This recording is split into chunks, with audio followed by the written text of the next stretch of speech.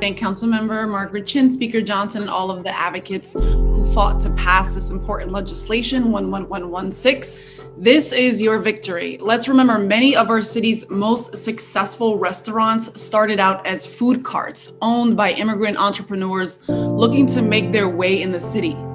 Vending is, simply put, one of the most crucial economic pathways out of poverty for immigrant New Yorkers, and they are undoubtedly New York City landmark businesses.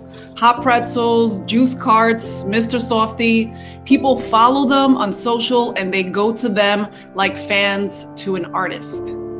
But our city has failed for decades to address the bad policies, the bureaucracy, the inaction that resulted in a 30-year cap on new food vendor permits. The exploitation and corruption is so widespread that an estimated 70 to 80% of the city's vending permits are being used illegally, according to data from the Street Vendor Project. Earlier today, we rallied with street vendors. They said this was a tremendous relief, like a boulder was being lifted from their shoulders. People who are street vendors because their fathers were, because their children are hungry.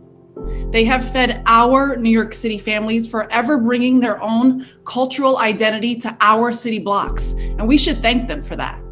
And the ultimate goal here was always to balance the needs of vendors, customers, residents, and brick and mortar establishments. I know that not everyone agrees with this bill, but at the very least, I can say that people across the city, and at least Biz in Manhattan, have recognized the real work done to make improvements to the legislation, and they respect the tremendous organizing done. So with respect to all of these small businesses, our street vendors, I proudly vote aye on all to ensure that vendors are a welcome part of any community in New York City.